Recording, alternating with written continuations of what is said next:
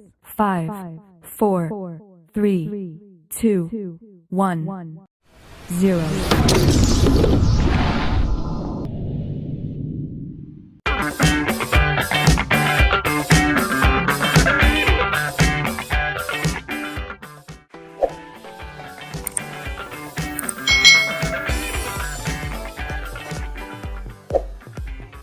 Hai, selamat datang di channel YouTube Kak Citra.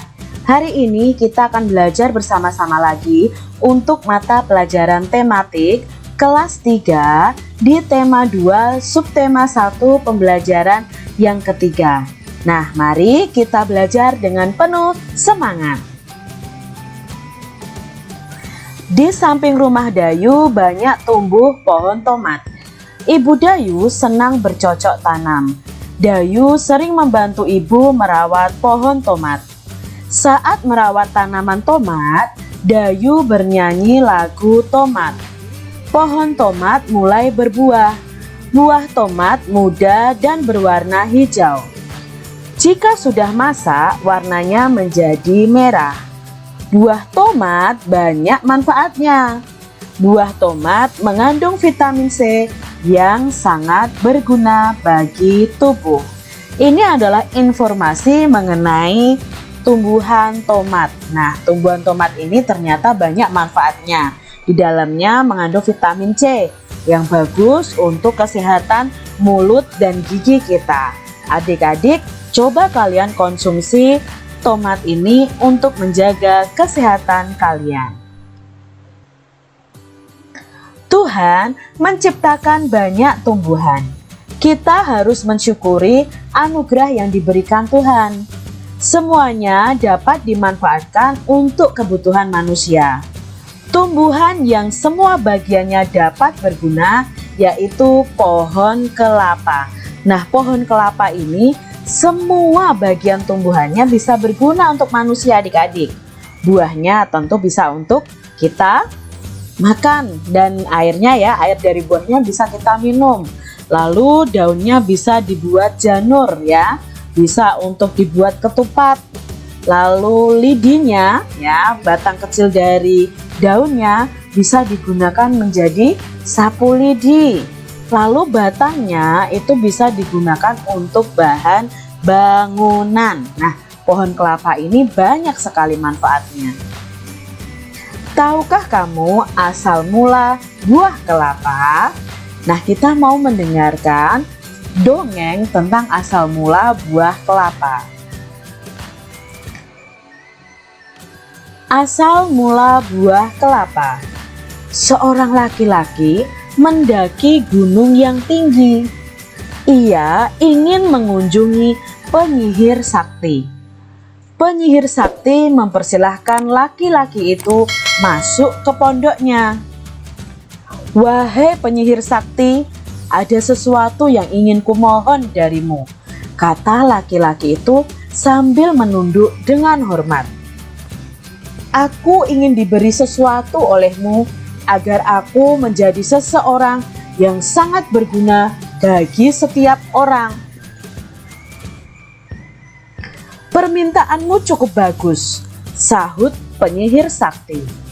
Ia mengeluarkan sebuah kotak hijau kecil. Dia berkata, "Kau baru boleh membukanya jika kau sudah tiba di rumah." Laki-laki itu menerima kotak hijau tersebut dengan perasaan gembira. Setelah mengucapkan terima kasih, dia berjalan menuruni gunung. Di tengah perjalanan, dia tergoda untuk membuka kotak hijau itu. Ia ingin melihat apa isinya, namun ia tidak jadi membukanya. Saat ia ingat pada pesan penyihir sakti. Ketika tiba di kaki gunung, lagi-lagi ia tergoda, ingin melihat isi kotak hijau tersebut. Ia lalu membuka kotak hijau itu. Tiba-tiba laki-laki itu berubah menjadi pohon yang daunnya panjang dan buahnya besar-besar. terdengar suara penyihir sakti dari puncak gunung. Karena kau tak mematuhi kata-kataku, kau berubah menjadi pohon kelapa. Namun permohonanmu tetap terkabul. Kau sangat berguna. Tiap bagian darimu berguna bagi manusia. Daunmu, buahmu, dan batangmu dapat dimanfaatkan manusia. Sejak saat itu pohon kelapa cepat berkembang biak, sehingga bisa dijumpai di mana-mana. Orang menghargai pohon kelapa karena banyak gunanya. Dongeng ini diambil dari kidnesia.com.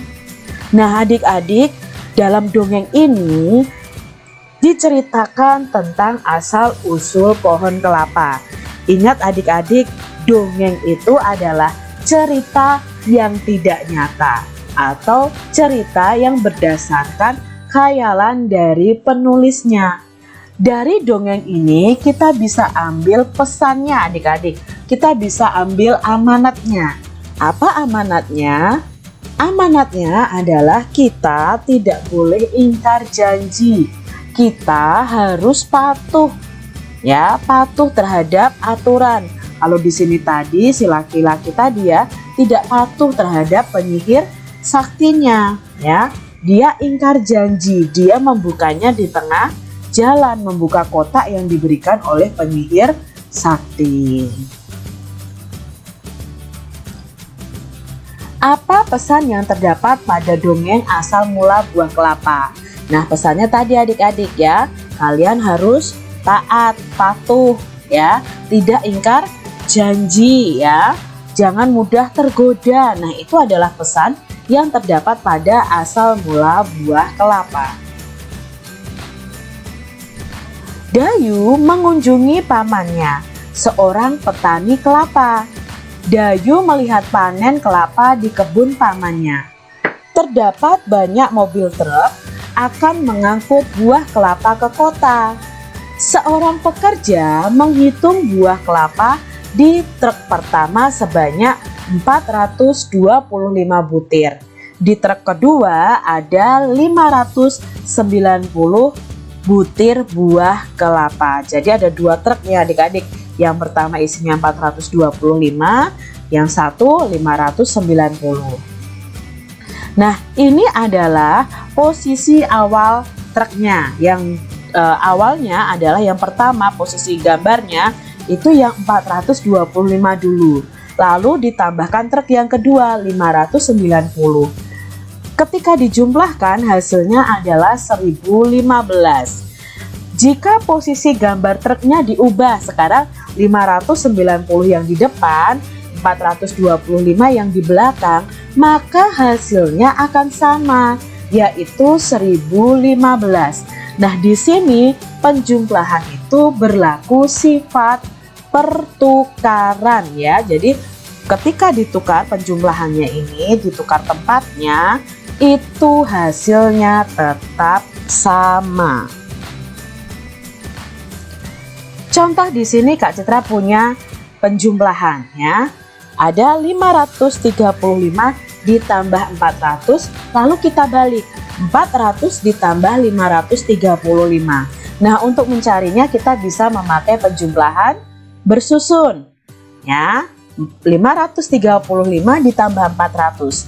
5 ditambah 0, 5. 3 ditambah 0, 3. 5 ditambah 4, 9, berarti jawabnya 935. Maka kita tidak perlu mencari 400 ditambah 535 lagi. Pasti hasilnya sama karena ini hanya bertukar tempat. Jadi 535 ditambah 400 sama dengan 400 ditambah 535. Contoh berikutnya, 275 ditambah 360, lalu kita tukar tempatnya. Nah, untuk mencarinya sama adik-adik, 275 ditambah 360, 5 ditambah 0, 5, 7 ditambah 6, 7 ditambah 6 itu 13, maka kita tulis 3, menyimpan 1 di depan. 1 tambah 2, 3. 3 tambah 3, 6. Jadi jawabnya 635. Maka kita bisa tahu bahwa ketika dibalik hasilnya juga sama. Jadi 275 ditambah 360 sama dengan 360 ditambah 275. Begitu adik-adik, mudah ya. Demikian tadi pembelajaran yang sudah kita bahas bersama-sama di tema 2 subtema 1 pembelajaran yang ketiga. Semoga video pembelajaran ini bermanfaat untuk adik-adik semuanya. Sampai jumpa kembali di video pembelajaran selanjutnya. Tuhan memberkati. Jangan lupa tekan tombol subscribe, lalu tekan loncengnya, tekan juga tombol like, lalu share ke media sosial kalian. Jangan lupa untuk ikuti media sosial Kak Citra. Terima kasih.